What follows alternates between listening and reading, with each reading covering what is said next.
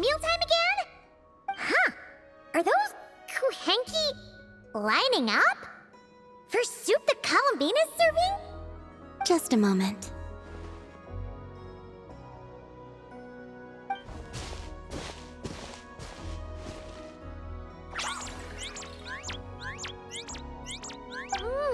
Wow! This is really good!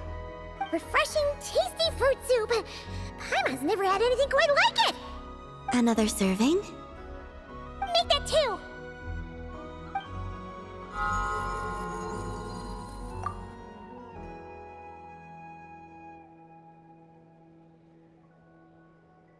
Yes. I asked Anefa for some basic recipes, and I've made several attempts. The Kuhenkian animals have both responded quite positively. Well, my sleeves are too wide. They brush against the pot if I'm not careful. I struggle somewhat with making desserts, though. You have to get the temperature and proportions just right.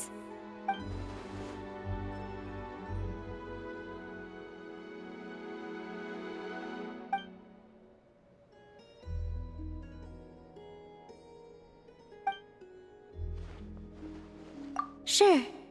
Let's start with crumb kake, shall we?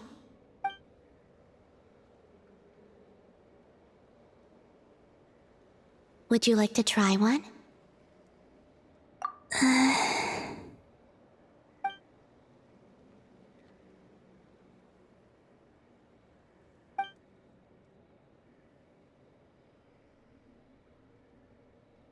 What do you think? Did Paimon miss anything?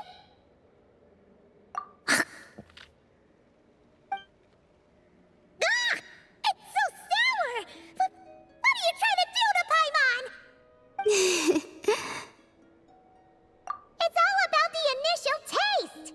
Couldn't one of you have warned me to take a smaller bite? If you hadn't said anything, Paimon would have thought this was a prank. Watching people's faces pucker or something. Okay, let me try again.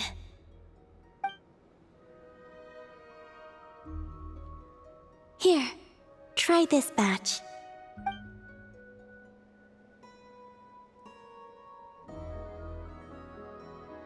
Really? Paimon wants some too! That's the stuff! Oh, so tasty! Good enough to be given as a gift? Totally! Wait, did you learn how to cook and make crumb kake because you wanted to make a present for someone? Yes, for my friends. Do you still remember the first time you came here together? You had prepared some food for me, though the food couldn't do much to replenish the power I had lost. Eating it did make me feel more relaxed. I did not give it much thought then, but now I understand. The time and effort put into carefully preparing food by hand is what gives it soul. What I enjoyed was not simply the food itself, but the warmth and kindness in the hands that made it.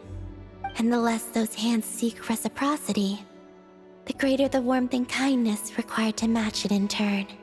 Aww, Paimon's gonna blush if you go on like that. To be honest, we were at least kinda hoping to get on your good side back there.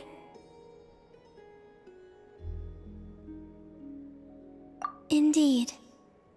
But now that I understand all this, I'd like to do a little more. It's a wonderful feeling. Would you come with me to visit our friends? Apart from the crumb kake, I have also prepared a few other gifts. But they must be sent in secret. What? In secret? If you don't mind Paimon asking. Well, you've always been the ones to pleasantly surprise me. I'd like to see how my friends will react when the tables are turned.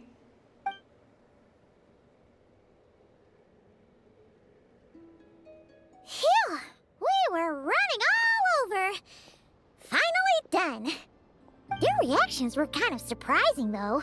Some didn't even realize they were gifts from you, Columbina! It's fine. I expected as much. What's important is that they were happy to receive the gifts. In that case, Llama definitely knew the crumb caucase and wreath on her desk came from you. Paimon can understand her being hesitant about wearing the wreath, but seriously, she stared at the crumb caucase for a good 10 minutes and still couldn't bring herself to eat one. It seems Yehoda got quite the fright, though. Perhaps we shouldn't have slipped the gifts directly behind her. Maybe she's just naturally more alert? Still, she seemed to calm down when Asher came over to paw at the scratching post you sent. As for our other friends who aren't in Notcry, I'm counting on you to deliver their gifts.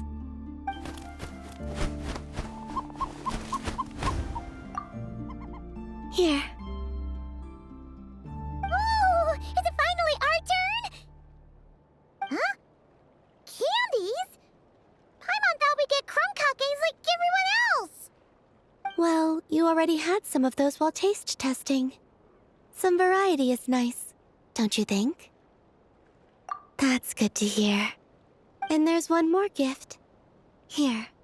For you. I've heard it said that the skies belong to the birds, and the land to the beasts, while the vast space between the two is reserved for adventurers wearing wing gliders.